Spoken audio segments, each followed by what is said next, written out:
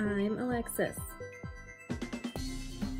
And I'm Tiffany, and we're the hosts of Legit KidLit, a video series where we get to see into the secret and silly lives of authors and illustrators.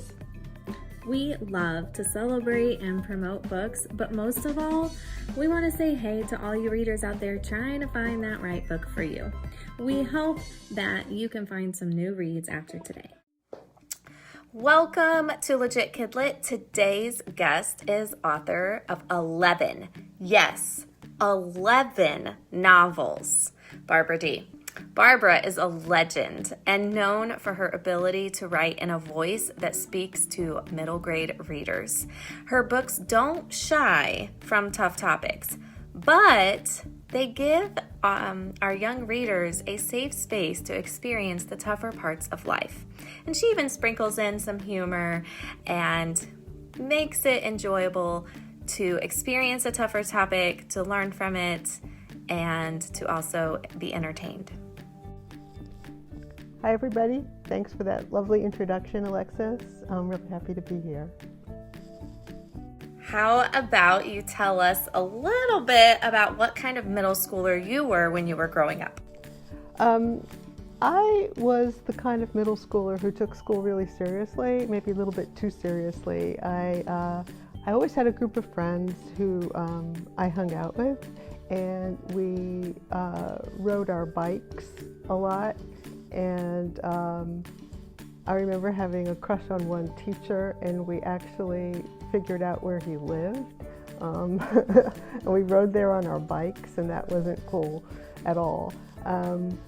But I spent a lot of time reading books, and I remember when I reached a point around 6th grade maybe, where I realized that there weren't so many books that I wanted to read or that seemed right for me. A lot of the books that I had been reading in elementary school were just kind of babyish for me, and there really wasn't a lot of upper middle grade YA in that time, so I stopped reading, and that drove me crazy because I was a real reader. And that's one of the reasons that I'm writing for this age group right now, because I feel like it's so important to have books that seem appropriate for you when you're in those middle grade years, especially in middle school. So in a way, I'm writing books for myself, the books that I needed when I was that age. I really love that, and I like that our world today has more middle school books, I feel like, because when I was growing up, I felt like it was either childish books or too mature, and it was hard to find something that fit me. So thank you for helping build that, library of middle school books. I would agree with that. I feel like when I was in middle school, there really weren't a lot of choices, or at least I didn't feel like anybody knew anything about it to recommend good choices to me. So it was kind of like a hit or miss. But now it's like there's such a plethora of amazing authors and middle grade choices that, the sky's the limit, which is awesome. Thanks. I really feel like it's a very important age group, and I feel like a lot of authors are exploring this terrain in a way that we didn't used to, and I think middle grade books and upper middle grade books are where things are happening right now that are so exciting. So I'm really excited to be part of this group of authors. Do you have any guilty pleasures that you'd like to share with our readers? Guilty pleasures? Well, I do eat a lot of ice cream, especially at night. What kind of ice cream? What do you like? A lot of toppings, or do you like a good flavor ice cream? My favorite ice cream is chocolate, and I really like ice cream that has bits of things in it, so that I'm getting the creamy stuff and also the crunchy stuff. So if I could have any kind of ice cream, it would be chocolate chip or chocolate with almonds in it. Awesome. What is a writing quirk that you have that's something that most people don't do, or you don't think they do? Well, I have to chew gum while I'm writing. I can chew gum and write at the same time. It's my secret talent. But if I'm not chewing gum, I am doing other orally fixated things like drinking tea or eating cookies or eating even lollipops. I just need something in my mouth while I'm typing. Isn't that terrible? I bet your family, when they see like, oh, Barbara's getting the lollipops out, she's gonna go write. You can always tell if I've had a good writing day by what's in my garbage can that I keep by my computer, and if it's full of gum wrappers and candy wrappers and potato chip bags and stuff like that, you know I've been very productive. Okay, we have a little mini challenge for you. Can you describe your writing career in 5 words? Okay, my writing career in 5 words. Started late, didn't give up. I love that. That's awesome. Yeah, I used to be, after I graduated from college, I was a high school English teacher for 5 years. And then I went to law school, and then I practiced law for a couple of years. And then I had 3 babies and stayed home to take care of them. And only when my youngest was in kindergarten did I start actually trying to get published. So I started pretty late, but I always knew that I was going to try to get published sometime. So I'm glad that I didn't forget about that dream. Yeah, for sure. What a testament to people who feel like they're too old to start doing something that they want to do. At any point in life we can, chase our dreams and go for what we want. So that's awesome. Now on to your books a little bit. Your most recent book is called My Life in a Fish Tank. Can you tell us a little bit about that book? My Life in the Fish Tank is, here it is. It's about a family, and there are 4 kids in the family. And the oldest kid is a freshman in college. His name is Gabriel. And the book is about what happens when Gabriel has an accident at school and as a result of it is diagnosed with bipolar disorder. And the book is about the effect of that diagnosis on the rest of the family, especially the kids.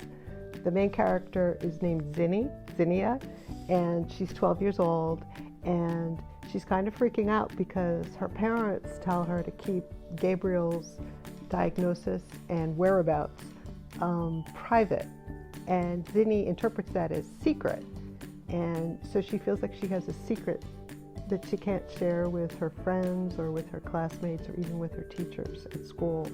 And so the book is about her coming to terms with her brother's illness and also, how she fits into the family.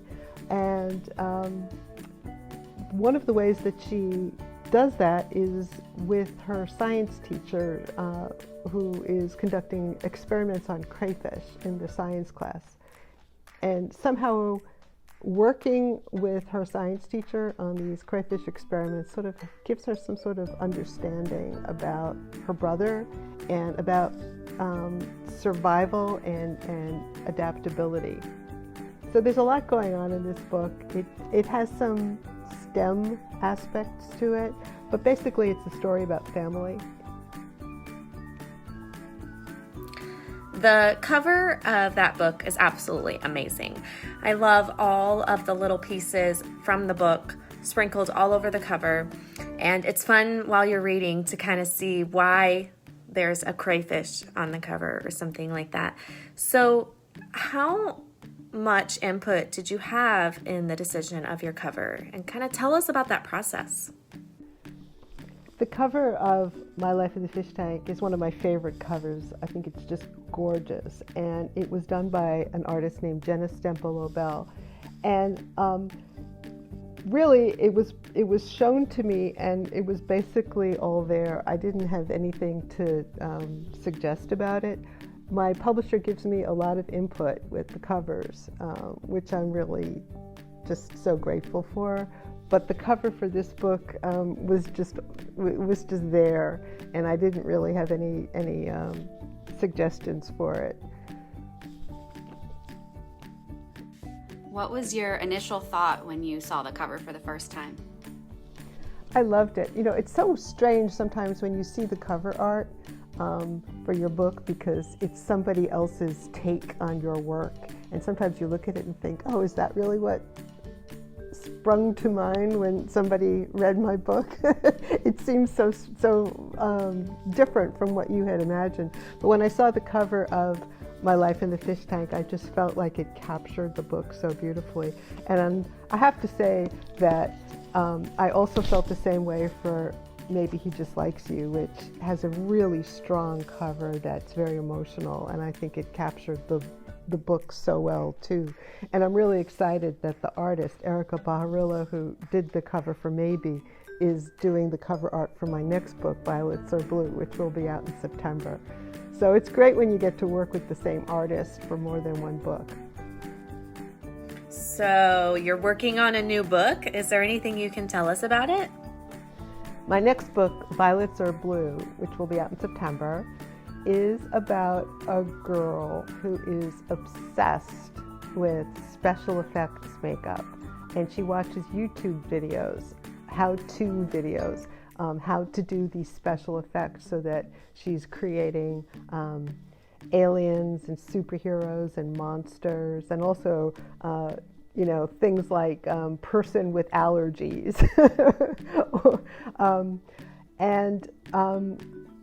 She's so involved with these special effects makeup videos that she doesn't realize that her mom, who's kind of in her peripheral vision, she doesn't realize that her mom is struggling with an addiction to painkillers. So in a way, it's about the mother and the daughter having sort of parallel addictions. One is a healthy addiction and one is not a healthy addiction. And the way that these two characters eventually collide. Wow, I just got chills. That sounds amazing. I can't wait. Thanks, I'm really excited about it. The book that I'm writing now, that will be out in 2022, is about a kid who is obsessed with climate change to the point where she has what's called eco-anxiety, and she can't think about other things, and it's affecting her performance at school and even her health. And so she finally deals with it by taking up a cause to protect her town's river, even though that means protesting against a company that her dad is working for. So that's a little bit tricky. That sounds amazing too. I need all the books. I'm trying to write as fast as I can. So another book that you've written is Halfway Normal, and a student, Alyssa, has a question for you.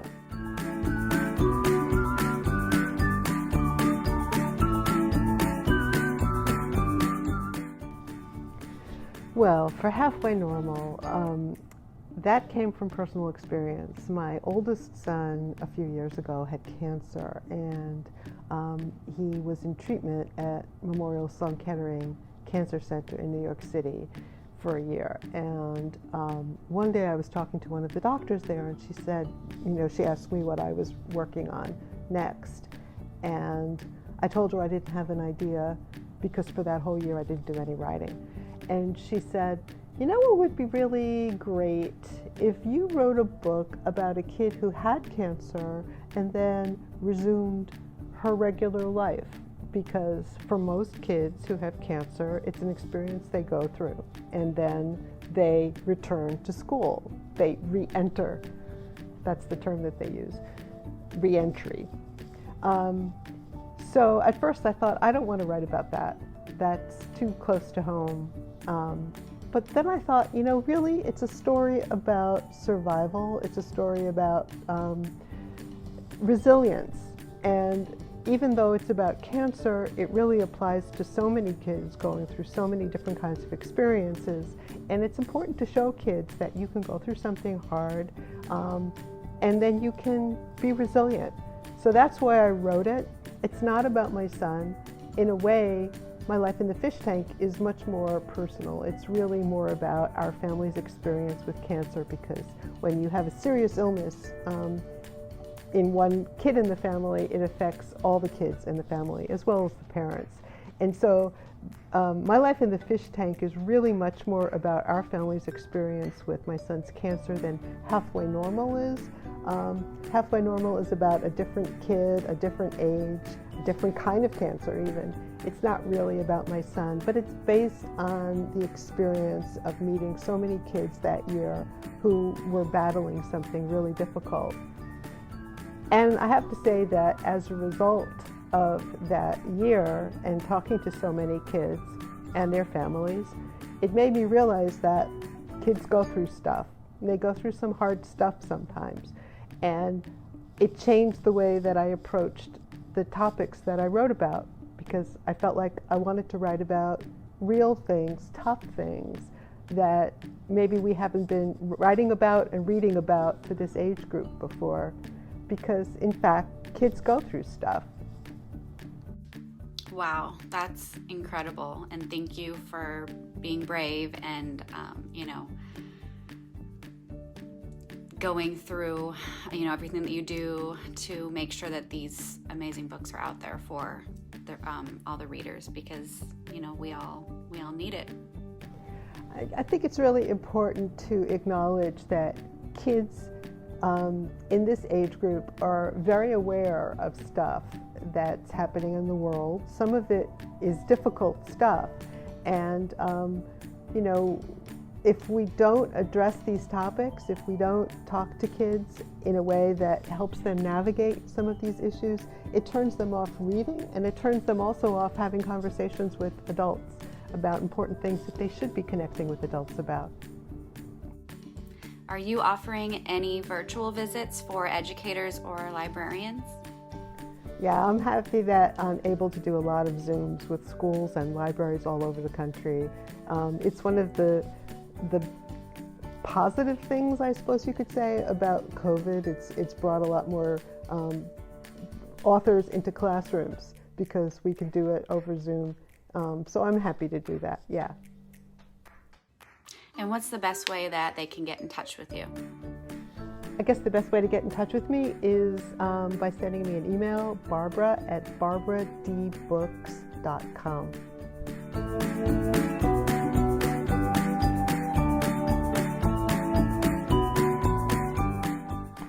I'm really happy to do it. I have to say, I love the in-person visits. I love to go to festivals and conferences. I'm a hugger. I love to hug people. And I love to just sort of look in the eyes of my readers and make a real connection with them. And that isn't as possible on Zoom. On the other hand, when you're doing Zoom, you can visit more kids and connect with more classrooms. So, there is an upside to it, and I'm really grateful that I'm able to do that.